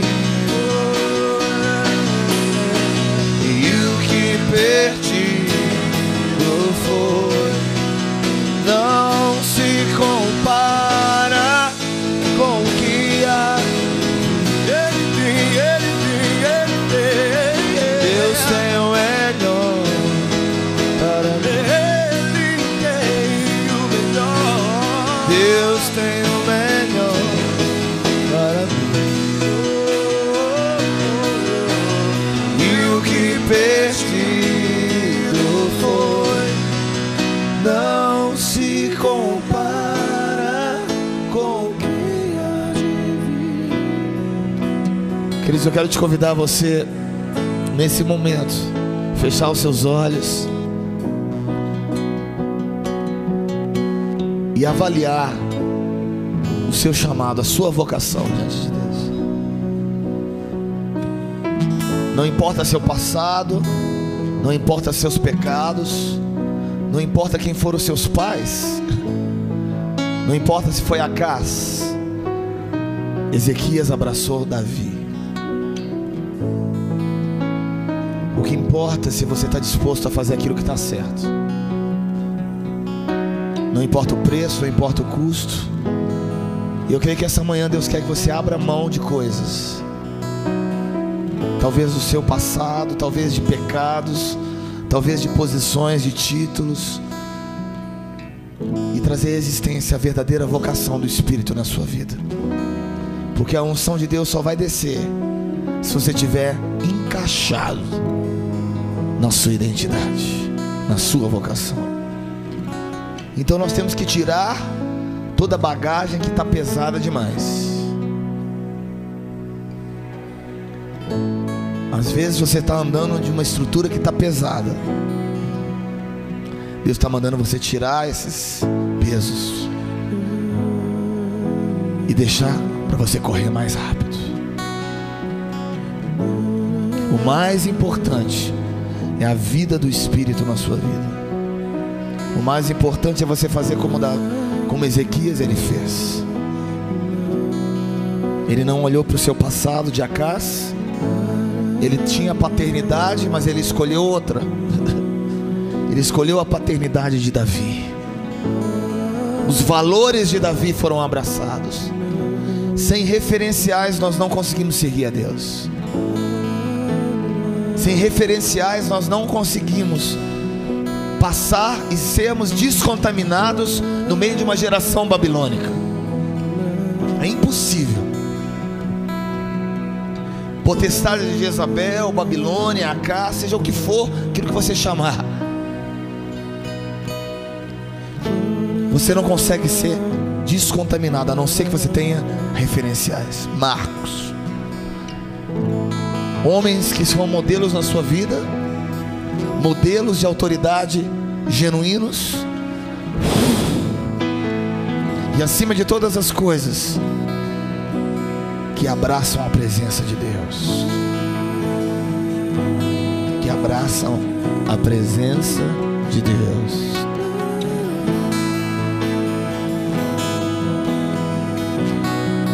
Se você tem algo para entregar, eu quero liberar o altar aqui. O altar significa morte. O altar é altar de entrega, não é altar só de bênção, é altar de entrega. O Senhor está me pedindo algumas coisas essa manhã. E aquele também que quer entregar alguma coisa, um título, um chamado, um pecado, para abraçar os modelos de Deus, você saia do seu lugar e se ajoelhe aqui na frente. Uma nova história Deus tem para mim, um novo tempo Deus tem para mim. Tudo aquilo que perdido foi, ouvirei de sua boca, te abençoarei. Uma nova história, uma nova história Deus tem para mim. Um novo tempo Deus tem para mim. Tudo aquilo que perdido foi, ouvirei de sua boca, te abençoarei. Uma nova história Deus tem para mim. Um novo tempo Deus tem para mim. Tudo aquilo que perdido foi, ouvirei de sua boca, te abençoarei. Uma nova história Deus tem para mim. Um novo tempo Deus tem para mim. Tudo aquilo que perdido foi, ouvirei de sua boca, te abençoarei. Uma nova história Deus tem para mim. Ele tem. Um novo tempo Deus tem para mim. Tudo aquilo que perdido foi, ouvirei de sua boca, te abençoarei.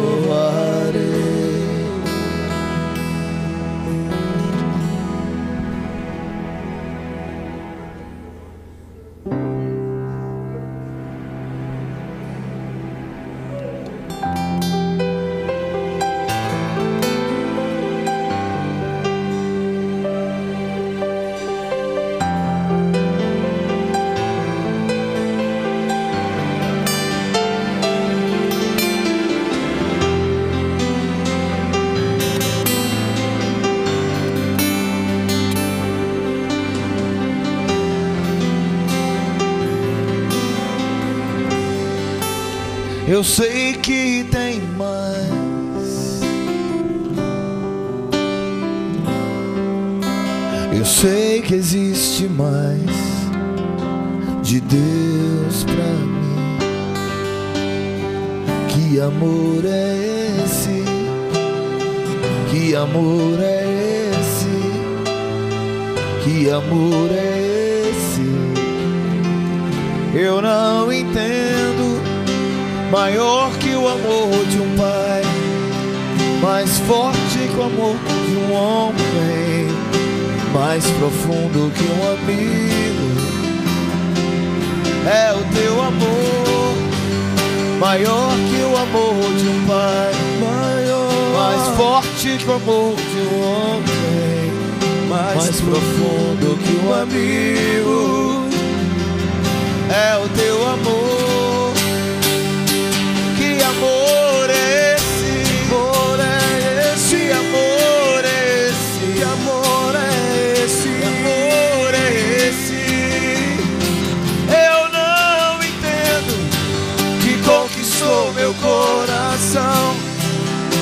quebrou minhas razões, que me esvaziou de mim.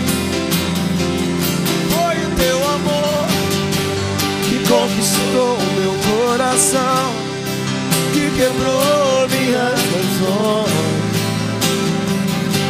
que me esvaziou de mim. Foi o teu amor. Leva-me ao primeiro amor, onde tudo começou, Senhor. Leva-me ao primeiro amor, onde tudo começou, Senhor. Eu digo sim, Senhor. Eu digo sim. Eu digo sim, Senhor. Eu digo sim ao teu chamado, Deus. Eu digo sim.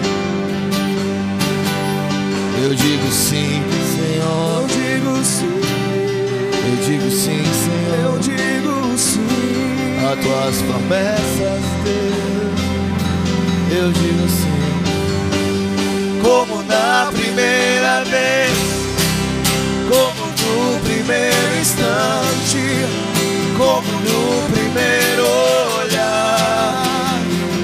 Toma o teu lugar, como na primeira vez, como no primeiro instante, como no primeiro olhar. Toma o teu lugar, toma o teu lugar, toma o teu lugar, como na primeira vez, Deus. Toma o teu lugar, oh bem, amado bem, oh vem me envolver com o teu amor, com o teu amor, oh vem,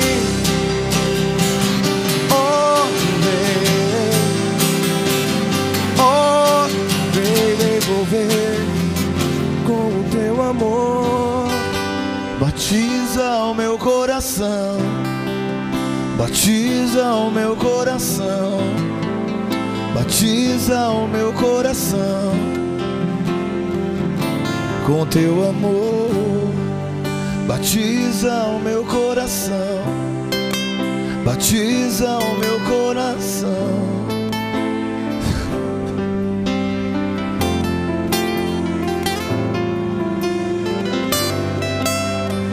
Batiza meu coração, batiza o meu coração.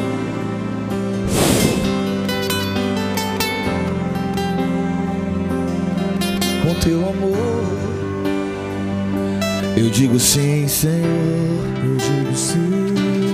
Eu digo sim, Senhor. Eu digo sim ao teu chamado, Deus. Eu digo sim. Eu digo sim, Senhor. Eu digo sim. Eu digo sim, Senhor. Eu digo sim a tuas promessas, Deus. Eu digo sim. Eu digo sim, Senhor. Digo sim. Eu digo sim, Senhor. Digo sim ao teu chamado, Deus. Eu digo sim. Como na primeira vez, como no primeiro instante, como no primeiro olhar, como na primeira vez, como no primeiro instante, como no primeiro olhar. Toma o teu lugar, toma este lugar, toma este lugar, toma este lugar, toma este lugar. Como na primeira vez, Senhor Jesus, toma este lugar, Jesus, Jesus. Toma as nossas vidas, nossos ministérios. Sim, sim, sim, Senhor.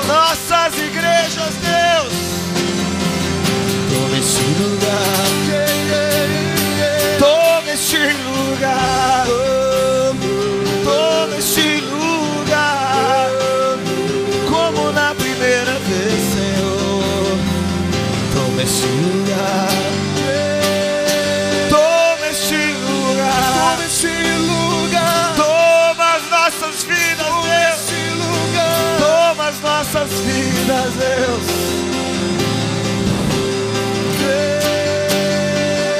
Oh, vem, vem, vem, vem, vem. Oh, vem, vem, vem, vem, vem, vem. Oh, vem me envolver com o teu amor.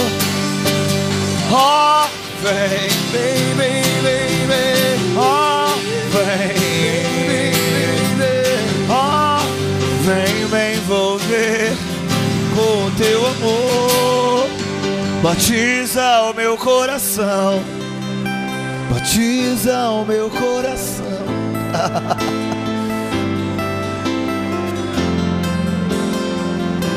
Com teu amor,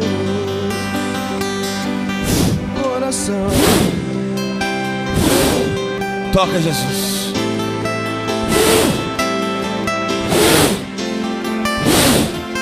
Toca, Jesus.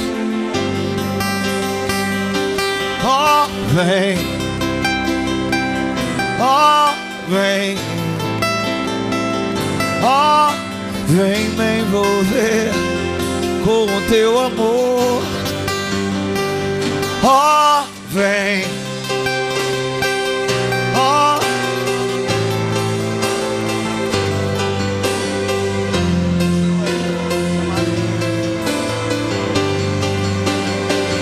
oh, vem. Oh, vem. Oh, vem me envolver com o teu amor. Queridos, existe uma unção que ela é liberada de pais para filhos. Existe uma unção que ela é liberada da mesma forma que Eliseu recebeu uma unção de Elias. É uma porção dobrada do Espírito sobre a vida de cada um.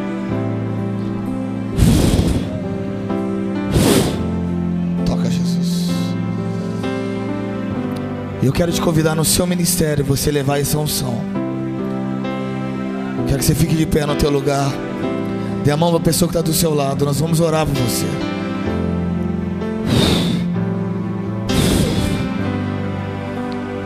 O Senhor quer liberar essa unção aqui no nosso meio, queridos. Dê a mão para a pessoa que está do seu lado.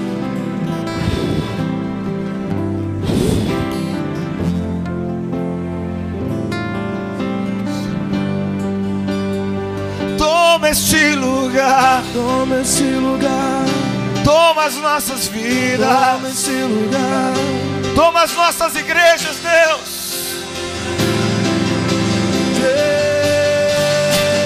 Oh, vem, pode, oh, vem, oh, vem, libera, libera, Espírito, libera, libera, libera, libera, libera, libera, libera, libera, libera. Oh, vem, oh, vem me envolver com o teu amor. Vem, vem, vem, vem, oh, vem, vem, oh, vem, oh, vem me envolver com o teu amor. Vem, vem, vem, vem, vem, vem, oh, vem, vem, vem, vem, vem, vem, oh, vem. Vem, vem, vem, vem. Toca, Jesus. Vem, toca. Porção dobrada. Toca, Jesus. Vem. Oh, vem me envolver com o teu amor. Toca, Jesus. Vem, vem, vem, vem, vem. Cheio, cheio, cheio. Oh, vem. Oh.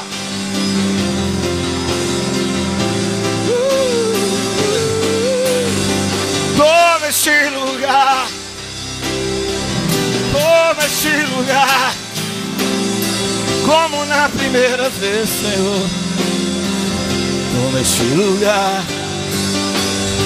toma este lugar, toma as nossas vidas.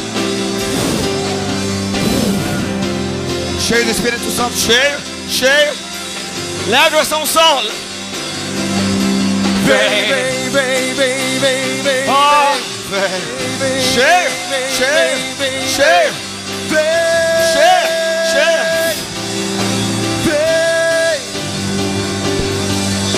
Vem, ó, vem, vem, Espírito de Deus, vem tomar controle, vem tomar controle, vem, vem, vem, vem, toma esse lugar, Toma esse lugar. Toma esse lugar. Toma esse lugar, Senhor, Senhor. Vem, vem, vem, vem, vem, vem, vem. Vem, vem, vem, vem, vem, vem, vem. Toma os nossos corações. Toma os nossos corações. Vem, vem, vem.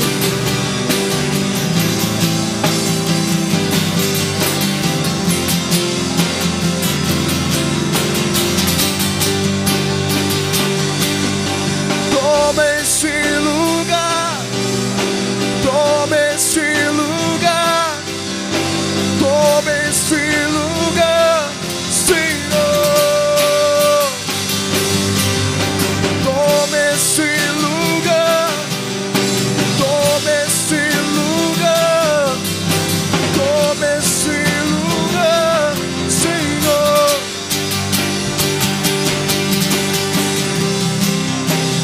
Tua presença, tua doce presença,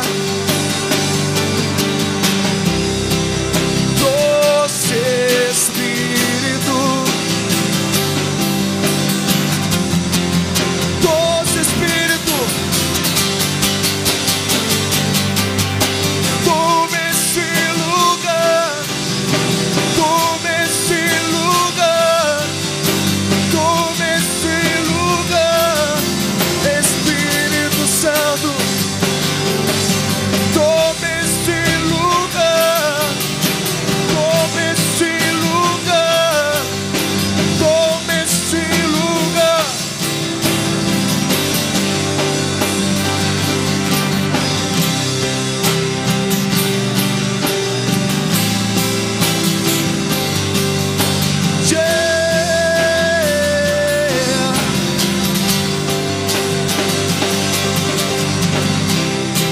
Liberdade, liberdade, liberdade, liberdade.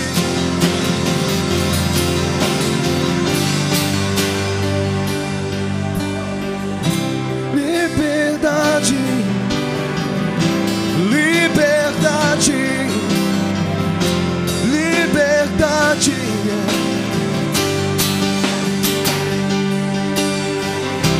Liberdade, liberdade, liberdade.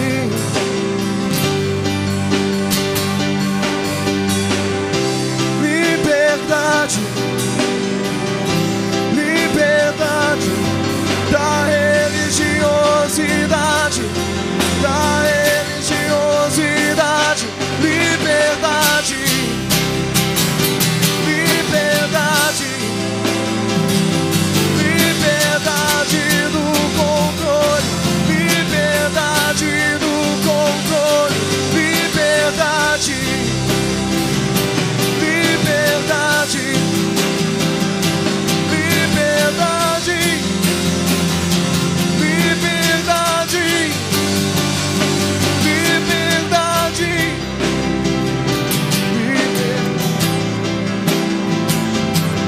liberdade.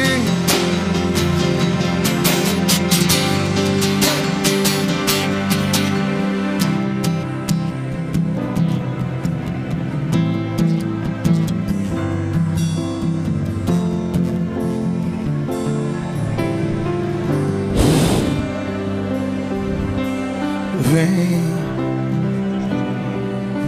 vem, vem nos envolver neste lugar.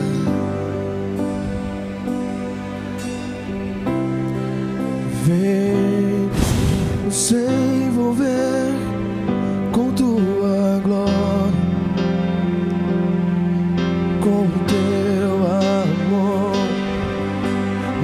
nos arrependemos, Senhor, como igreja brasileira, Senhor,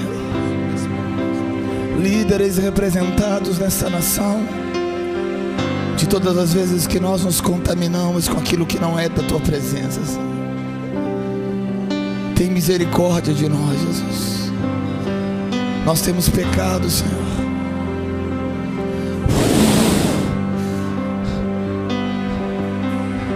Renova, Jesus. Cria em nós um coração puro, Senhor. Cria em nós um coração puro, Senhor. Renova em nós um espírito reto e dá-nos de volta a alegria da salvação.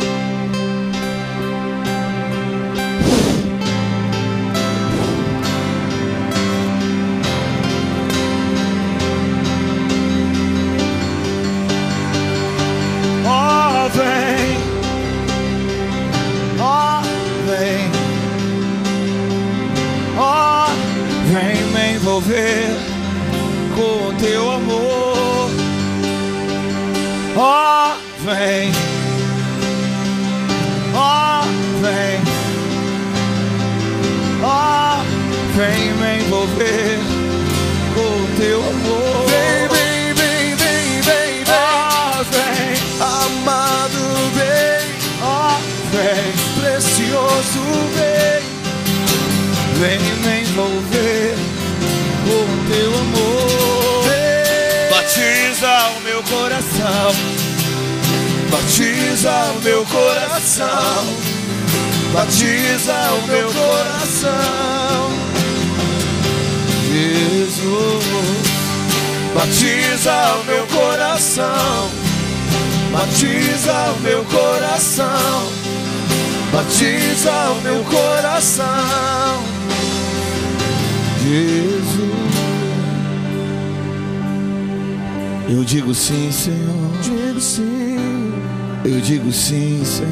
Eu digo sim ao Teu chamado, Deus. Eu digo sim. Eu digo sim, Senhor. Sim. Jesus, muito obrigado por essa manhã, Jesus. Como está em 2 Crônicas capítulo 5, a verdadeira unidade, ela acontece com a nuvem da glória do Senhor. Diz a palavra de Deus em 2 Crônicas capítulo 5 que eles estavam ali com símbolos, trombetas, e começaram a cantar: o Senhor é bom e a sua misericórdia dura para sempre. Então uma nuvem da glória do Senhor encheu a casa do Senhor, e os sacerdotes não conseguiram ficar de pé, tamanha o peso do Shekinah, da nuvem da glória de Deus. Escrevam isso no seu caderno. Lembrem isso, queridos. Só existe uma forma de ser unidos, só: debaixo da nuvem do Senhor. Só existe essa forma. Fora isso é política, interesse próprio, troca de favores, é respeito humano, mas unidade é debaixo da glória, só. Porque debaixo da glória está todo mundo olhando uma coisa só: a presença do Senhor. E no chão, alguém está preocupado com levantar a bandeira de alguma coisa? Não estamos. Estamos tomados pela unção do Senhor. No chão, a única coisa que aquele irmão vê é o pé do outro ali, ó. É o serviço, é o lavar o pé do outro. Guarda isso com todo o seu coração. Não existe unidade a não ser debaixo desse Shekinah. Fora isso é política, interesses e troca de favores ou respeito humano, só isso. Mas unidade que vai sacudir a nação brasileira é isso aqui, ó.